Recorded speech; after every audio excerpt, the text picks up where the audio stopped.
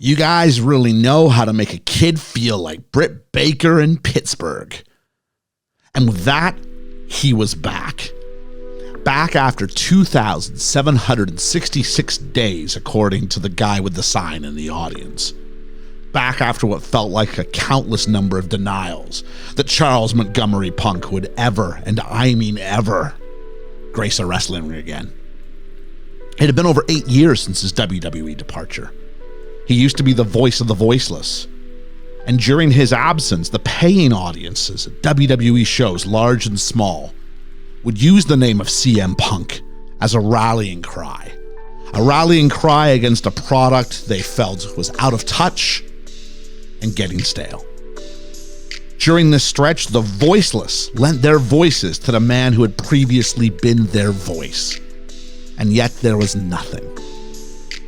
He left because after 6.5 years, he was tired of reaching for imaginary brass rings. A semi-main against Jericho when he should have been in the main event. Giving The Undertaker his last great match in the mid-card, but he should have been closing the show with Hollywood Dwayne and Big Match John. A Rumble elimination by Kane just to make way for another Hollywood returnee, Dave Bautista, to take another WrestleMania main event was one step too far. A proposed WrestleMania program with an irrelevant Triple H only exacerbated problems. And yes, Sean, that does mean to make things worse. But on that first Rampage in Chicago, Phil Brooks promised us that he had time, and so did we. He promised us that he had Wednesdays, Fridays, and 3 or 4 Saturdays or Sundays every year. And most of all, he promised us he wasn't going anywhere. But then he did. 1 year after a solid AEW in-ring debut against Darby Allin, and we saw him choking down muffins beside Tony Khan, while Tony probably wished he'd choke on some of the verbiage coming out of his mouth. Punk called his colleagues children, he disrespected his boss, he disrespected his company. Moments after the biggest show of the year with his boss sitting 2 feet to the left. He never felt more petulant. Tell me when I'm telling lies. But he was hurt. That's what we reasoned with ourselves. He just spent months rehabbing an injury he suffered during the match where he won his first world title. And then he suffered another 8-month-long injury during his second world title win. Anybody would have the right to be frustrated and disheartened at that moment. But then we learned about Brawl Out. We learned about shouting. We learned about fights. We found here a bridge that many of us thought could not be rebuilt. But then it was. Along with a whole new show, a whole new culture. Surely this bridge now couldn't be burnt. And then Punk told us he was tired of being nice. And that wasn't the work. Jack Perry and CM Punk found themselves on a collision course. At All In Wembley Stadium, Jack Perry asked for the camera to cry him a river. Punk and he had words backstage. Tony Khan feared for his life, and then Punk put on a banger with Samoa Joe, and I should know. I was there, without a clue in the world of what had just occurred, as I watched Punk and Joe run at 80,000 strong. But then it all came crumbling down again. The one genuine article we were promised in a world full of counterfeit bucks was out the door, and everything we were promised was gone. It all felt like a bad dream. It all felt like a nightmare. The cruel irony is, we suffered the nightmare without a chance to go to sleep. But what if it didn't have to be that way? What if we could wake up from that nightmare? And that's what we're going to do here starting today. We are going to head back to that night where Pepsi Phil walked out of WWE after the Royal Rumble, and we're going to do a course correction. That's right, using the magic of WWE 2K23, we're going to ask ourselves how life would have been different for the 5-time WWE World Champion had he never left the Fed. How many more world titles would he have won? How many more accolades would the best in the world have gotten to show he is exactly that on wrestling's biggest stage? Can CM Punk main event a WrestleMania? That is going to be our task starting today. My name is Ian. This is the Smart Mark Time Machine. And today we are asking, what if CM Punk never left WWE? Hit my music.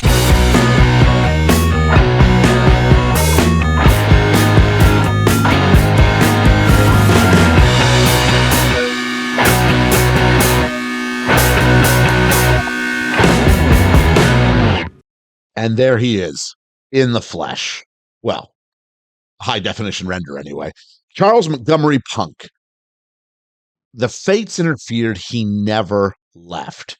And that is the base principle for what we are going to do with this experiment here. We are going to look at what would have happened if CM Punk had never left. So, a couple of ground rules to kind of go over. Ground rule number one. We are going to have roughly a decade of Punk, bringing him more or less to the present day. We're going to look through over the course of several videos. We're going to look and we'll see CM Punk from the day after the Rumble, which is where it was the setup, the day after he walks out, all the way to WrestleMania 40. That is the long-term goal for what we're good for here today.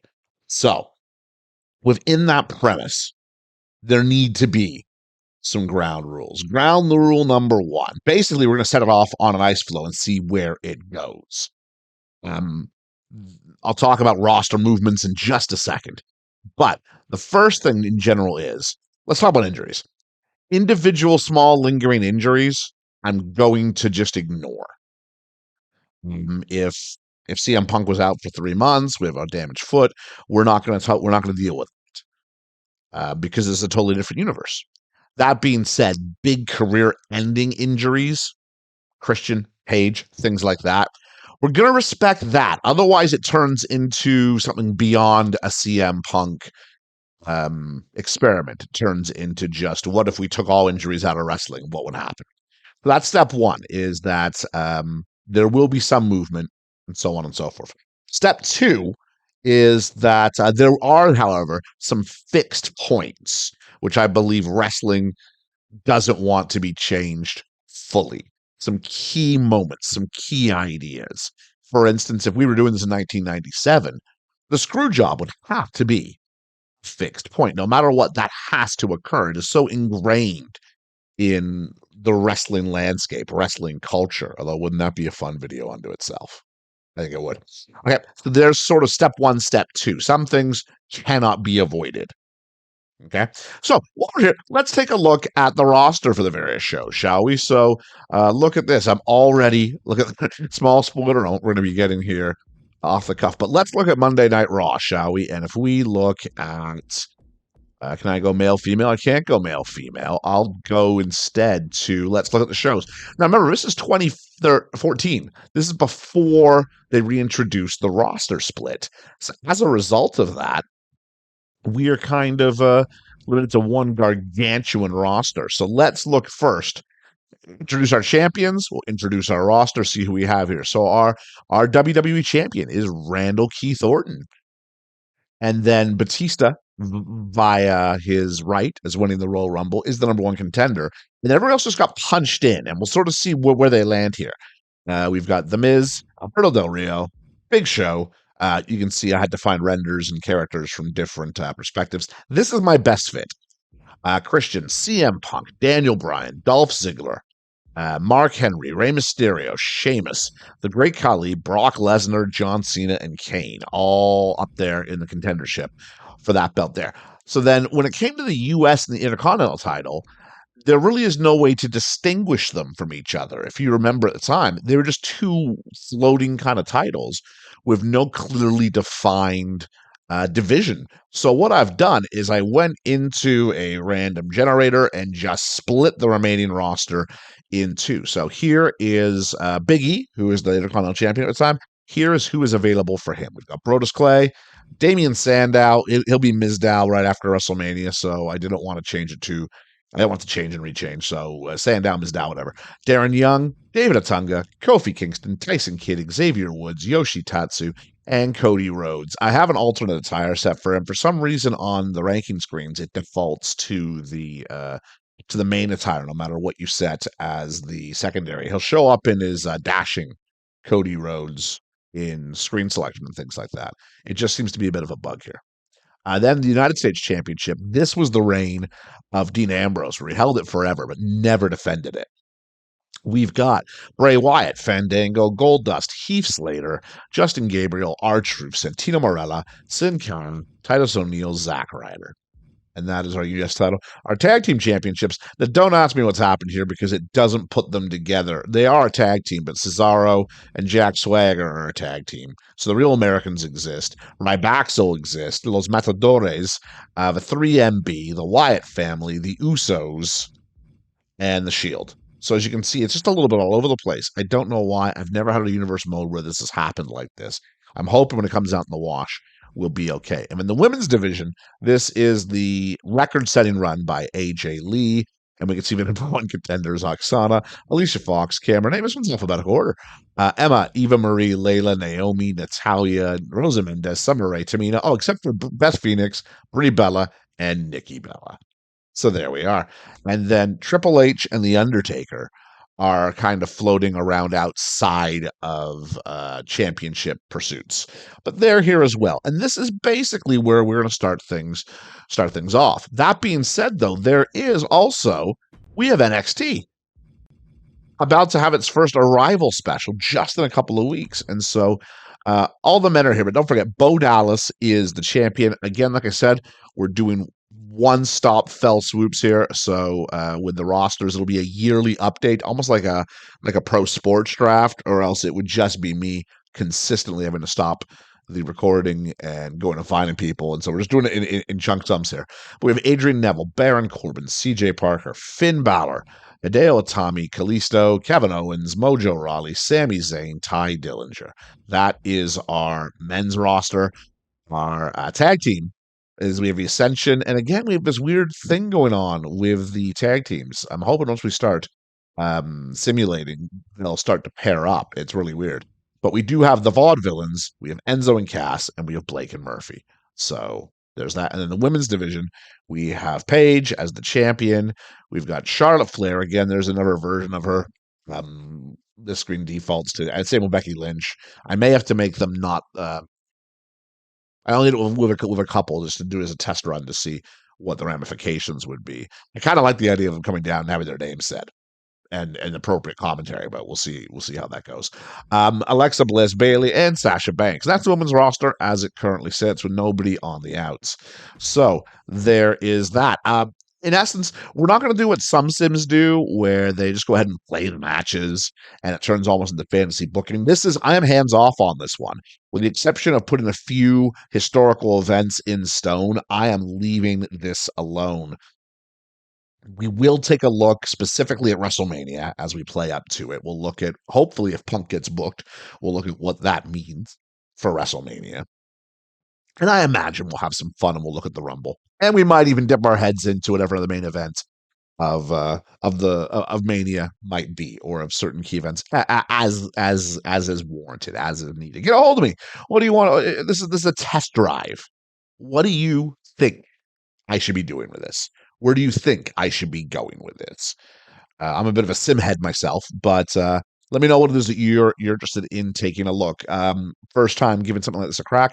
Very excited about it. Should we get to it? I think we should get to it. So let's take a look at where we are going with the debut Raw. So he never leaves. Someone gets a hold of him in the back. Let's say Daniel Bryan manages to talk him down and talk about, hey, there's a chance for more than this. Let's say the ghost of CM Punk, past, present, and future, come and visit him and show him what his life would have been like if it can't be CM Punk. Who can be the example instead? Who's the Jacob Marley to his Scrooge in this example? Let's say he's visited by, I'm trying to think of someone who threw it all away, who's not Alberto Del Rio. I don't know. Hey Steele comes to him and says, look, you don't want to end up like me. Let me show your past, present, future. He witnesses. Oh, this is our narrative. He witnesses his past in Ring of Honor. He witnesses his present. He looks at the conversations. He looks at Daniel Bryan and what they might be accomplishing just a few months later. And then the future shows him what's happening with All Out all the way over in Wembley. Show us what happens with All In. All In Wembley, All Out, the Brawl Out at All Out. So, and shows him what the future is. So he decides to stay. He's a reformed character. The first match. We're not going to do this week by week. I just wanted to show the first one just to kind of warm us up to the universe we are in. So Brock, Kane, Punk, Sheamus. Also, the matches. Hey, there's the Cody Rhodes we promised. Cody Rhodes and a very plastic-looking David Otunga. The Usos. I removed the other Usos as managers. I have a feeling it's just not updated, and it'll be next time we run that, it will be gone. Versus Los Matadores. That means we're going to see Dolph Ziggler with Robert Roode in a minute. Interesting mixed tag here is oh my word, the New Age Outlaws, our tag team champions, are split between AJ Lee and Nikki Bella. Triple threat tag team. I don't know why Seth isn't with Roman, which is what it's designed to do. But for this week, we have Dean Ambrose and Roman Reigns. Cesaro, we're against the Real Americans. And then we have the Wyatt family on the side there. Dolph Ziggler with the ghost of Robert Roode. That should be fixed next week against Rey Mysterio. Batista and John Cena. And Triple H with Steph versus Randy Orton. And again, I've removed that link as well. So hopefully they'll fix that. But that's not the main event. The main event is The Miz versus Mark Henry. And I've removed those people as well. So there'll be a little bit of me maybe having to fix some managers. But you get the main concept. The managers will be gone by next go around. If we let's go ahead and we'll spin at each pay-per-view, we'll take a look at where Punk is booked, where he's not booked, and we'll lead up to Mania. We'll take a look at the go-home show before Mania, the go-home week before Mania, perhaps, and we'll go from there. So let's take a look. I'm ready to have some fun. Let's begin this. And let's take a look at the lineup as we currently have it for the remainder of this year, anyway. Which is we've got Elimination Chamber. Interesting to see, will Punk qualify for the main event? Will he qualify for that 6-man Elimination Chamber match? And what does it mean to history if Randy Orton is no longer the champion going in? What occurs then? We've got NXT Arrival in real life, in the sacred timeline, if you will. We had Adrian Neville win his first NXT championship over Bo Dallas in a ladder match there. Will history repeat itself there? Nothing in March, because there was nothing in March. And then WrestleMania 30. This is YesLMania. How does that change with CM Punk still around? Because CM Punk was lined up for a match with Triple H. That was the plan. And then it got pivoted. Now, does that mean you put Randy? What does that mean for Daniel Bryan? Does he still end up in the main? I don't know. We're going to find out, though. So let's have a look here. Let's go. Here we go. All right, let's take a look and see what's going to happen at Elimination Chamber. What's our warm-up here? We've got David Otunga versus Cody Rhodes in a rivalry match. Excellent. We've got, we managed to fix the ghosty managers here. We've got Los Matadores against the Usos. We've got a 6-woman Elimination Chamber match for the Divas Championship. The first, we're making history years before the Women's Revolution. We've got, you can see AJ Lee defending against Oksana, Naomi, Eva Marie, Tamina, and Layla. Rey Mysterio against Dolph Ziggler. Batista and John Cena.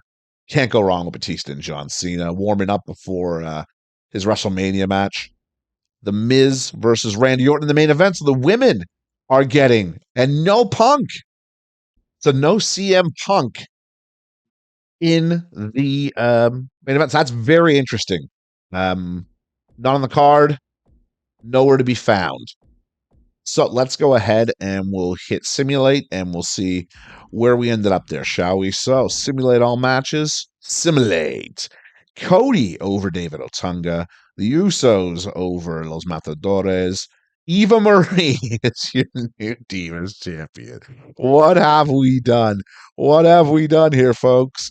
We've got Rey Mysterio over Dolph Ziggler. We've got Batista beating John Cena, staying strong for WrestleMania. And we got The Miz as your new WWE champion. What is that going to mean? I have no idea. All right, now if we look at NXT Arrival, Mojo over Sami Zayn. The Ascension retain their tag titles against the Vaudevillains. Uh, Enzo and Big Cass defeat Blake and Murphy. Bo Dallas retains his NXT championship, not in the main event, against Hideo Itami. Alexa Bliss defeats Becky Lynch. I could not find a decent Becky Lynch render for the life of me. And in the main event, a ladder match. The women are making history here with the Elimination Chamber and then with the ladder match. Defends. So Paige remains champion. That part stays true to history. What are we going to do with Mike the Miz as champion going into WrestleMania 30 against Batista? What a wild sort of setup that is. Let's go ahead and see what WrestleMania brings. All right, we're looking at go home week for WrestleMania. What do we have here? We got Randy Orton, Kinch. Looking to see if Punk's on the card here at all.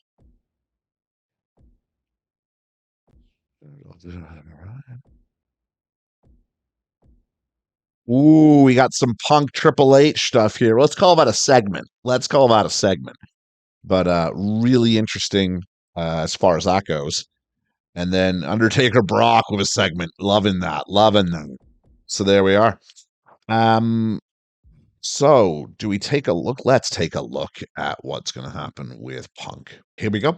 It's the go home before WrestleMania. CM Punk in a warm-up match against Brodus Clay, who's going to look an awful lot like Tyrus. Fair warning. Maneuver is absolutely amazing. And now the question runs in the mind, how am I going to be able to end this? We're seeing an unbelievable performance in front of us. And how these competitors are still... Kick to the midsection. Hoisted up.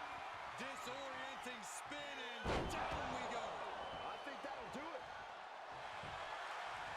Makes a cover.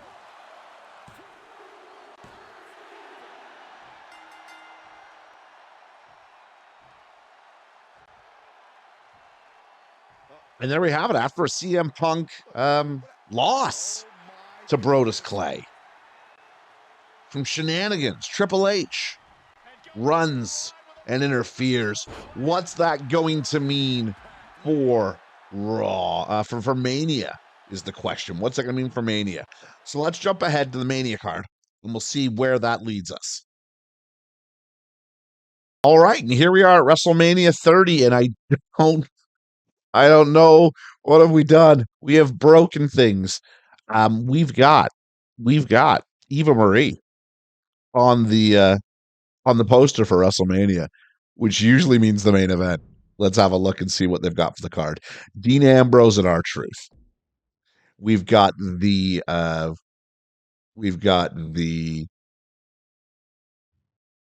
Rowan, the Wyatt family versus 3MB. And I don't know why Shanky's there. We'll have to do something there. Oksana versus AJ Lee. Rybaxel versus the Usos. The tag team titles, the Real Americans up against the New Age Outlaws. We've got CM Punk and Triple H. We've got The Undertaker and Brock Lesnar. And the main event, we've got a triple... We don't even have the WWE Championship being defended? Well, that's changing. We are going to go with...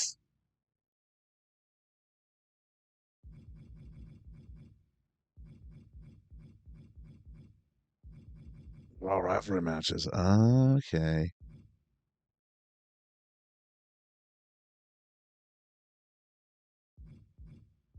Well, then I'm saying sorry, so long, farewell to Oksana and AJ Lee. No disrespect intended, but we have got to have. So we've got to have The Miz is the champion. Relax My Miz. We've got to have Batista as the winner of the Royal Rumble. And we've got to have WrestleMania. It is a fixed point. And actually, you know what? The Miz, this does play in really, really nicely. And we can see kind of where that goes. Championship.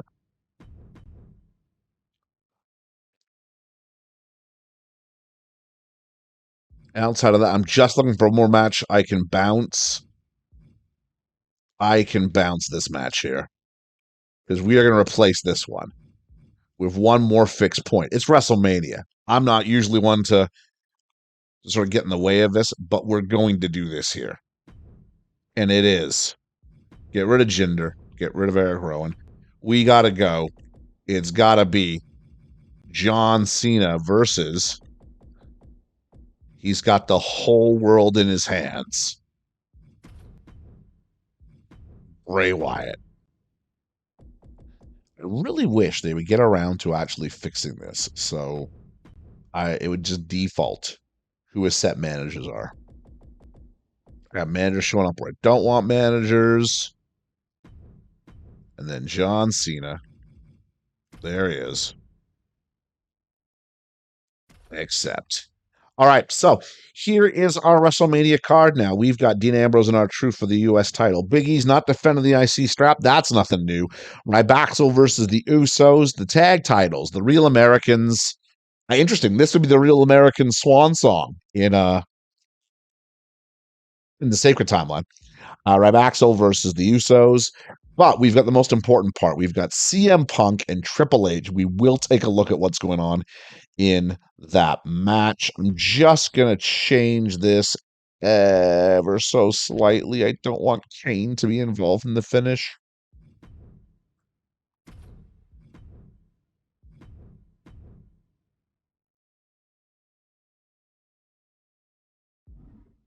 There we go. Will we have the same thing? Let's find out. We're going to simulate each one at a time. Yeah, we're going to simulate each one at a time. We will take a look in at what's going on with CM Punk. And the winner is going to be it's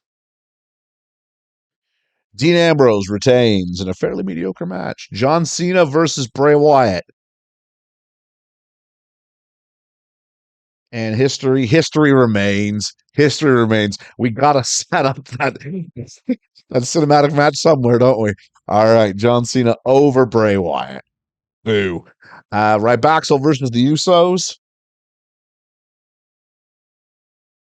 And we've got a big win for Rybaxel.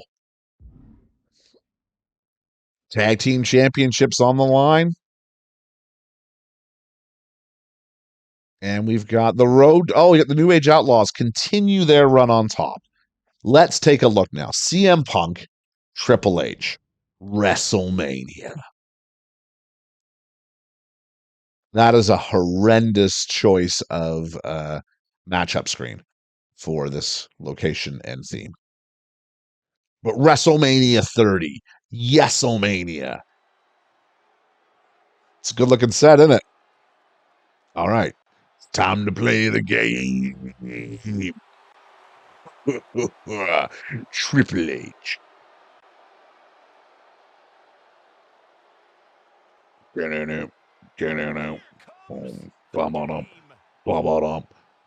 It's all about the game and how you play it. It's all about control, and if you can't take it, all about finding out. I don't know the words to this song. Drink some water, Trips. Oh, pour it on your head first.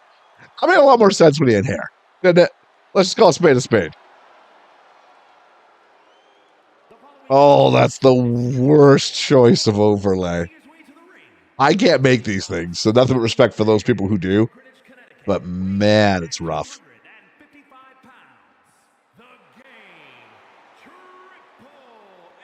So this is the match, of course, that Punk turned down and said he wouldn't do. So how could we not do this at WrestleMania 30? This was the plan. So here we are. Triple H has defeated Booker T, Randy Orton, Look in my eyes, what do you see? It's the cult of personality.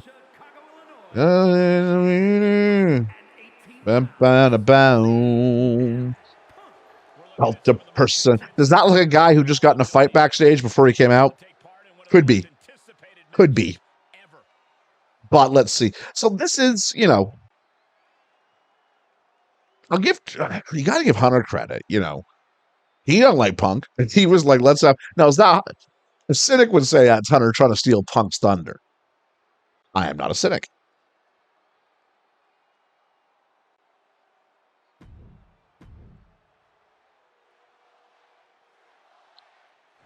Big Triple H chant as we start, probably because, CM Punk's a created wrestler and there's no chance put in for him. I wouldn't put it past him to somehow recognize this could be a possibility and program it to cheer her anyway.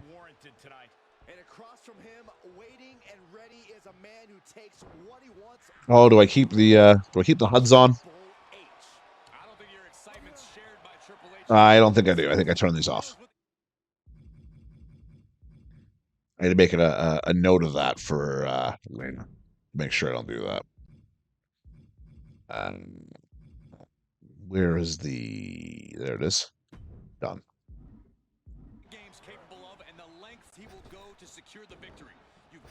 And Punk with a flapjack, and the game is down. Punk now working the leg. The game clearly in distress as Punk wrenches on that leg. Let's not forget the beatdown that happened on Monday Night Raw this week. Surely that's got to be affecting the Second City Saint, center midfield Punk. The action rolls to the outside, and Hunter grabs him in a suplex and lifts him. Oh, I thought he was going for a suplex. Less work rate here. The game continues to stamp away at a feud let's call a spade, folks. It's been personal. There were reports that CM Punk was ready to walk out after the Royal Rumble. He originally turned down this match. The constant beatdowns by Triple H finally showing Punk there's only one way to make this stop, and that's to take on the game at WrestleMania. Facebuster by the game, and he's feeling it, and New Orleans is letting him know that it's an oddly 50-50 group, but Punk, out of nowhere with the DDT, covers the game. It's too early for a 3 count, you'd have to think. But maybe that's a message to the Cerebral Assassin. Maybe Hunter's not the only one who can play mind games. Maybe Hunter should have let him walk. Because right now he's getting walked all over on. Hunter whips Punk to the corner. Follows up. Massive clothesline. And the cover. Bit early for Punk as well, but maybe it's that mind game. The Cerebral Assassin winning the match in your head before he wins it on the mat. Again, appealing to the New Orleans crowd. Almost a babyface-like energy from Triple H, who again appeals to the crowd.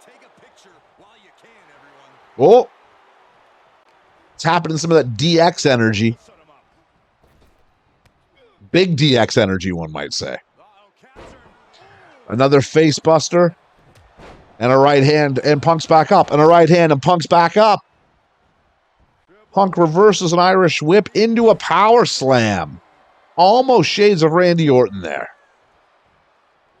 That's interesting. Is Punk going into Triple H's past allies, past enemies, past WrestleMania. And Punk, a somersault senton to the outside. Punk plays to the crowd and quickly eats a knee and trips now. It's taunting. These two do not like each other. Punk with a single arm underhook, it looks like out there. And now he's playing to the crowd. These two need to just stop focusing on the crowd and focus on each other. Triple H. Oh, puts him up against the barricade. Is it going to go to a count out? Is that where we're headed? Triple H picks him up. Triple H back in the ring. Punk shakes out the cobwebs and he makes it in before the count of 9. Into an elbow from the game and a high knee. The tenor's changing a bit. The men are starting to look a little bit haggard. Ooh. It's a... Oh, I thought he was going for the pedigree there. It's a DDT. Not ideal placement by the referee for the camera, but we'll trust him that it was a 2. Strips plays to the crowd one more time. But Punk picks him up. Is he thinking GTS? He is thinking GTS. Is this it? Has he done it? And out of nowhere, CM Punk with the win over Triple H after 1 GTS. Stephanie was not a factor. CM Punk slays the boss. And there, I'm going to take that for future reference. There he is, CM Punk, victorious at WrestleMania 30. What's next? The world is open to him. And what's Triple H's next move? A definitive win for CM Punk.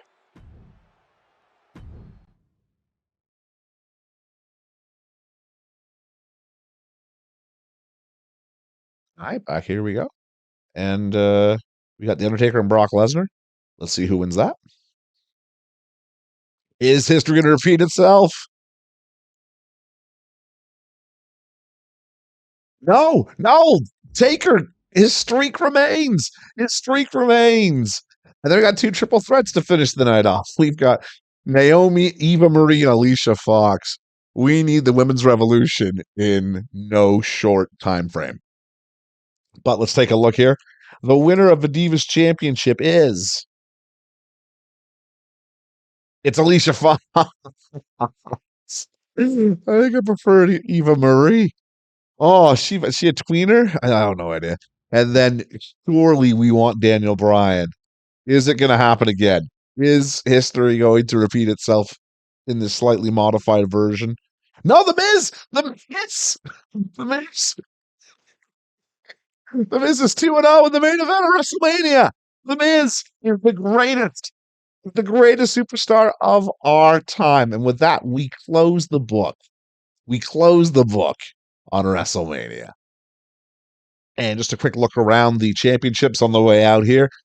We can see The Miz is still your WWE champion. We can see CM Punk made some positive headway as a result of that move there. We can see that the number 1 contender to Big E's IC title is Cody Rhodes. When will that take place? I don't know. Brodus Clay with the big beatdown win over Punk earlier. He's got himself in contention as well, as is Xavier Woods. Interesting. Dean Ambrose was successful in defending against R-Truth, who's now made his way down the card. Titus O'Neil looks like he's ready for that next spot. Then we've got, thankfully, the tag teams have made themselves generally all right. We can see where those take place there. We can also see that Alicia Fox is the Divas champion, and we don't know where that's headed. But the Undertaker streak remains going forward. That's going to be interesting as we move forward. How's that going to work out? All right. You know what? I think we're going to leave that one right there. I think that's good for episode 1. I think we sort of set up our premise, and I think from here we can then open with the new roster and where we've gone. So that has been episode 1, the Smart Mark Time Machine. We talk about what if CM Punk stayed in the WWE back in 2014. WrestleMania 30 is done. Where do we go for the rest of it? Where are we going looking forward? What are the plans? Look forward to seeing where we're headed with that going forward. And until next time, my name has been Ian. And until next time, it's clobbering time. Catch you on the flippity flop.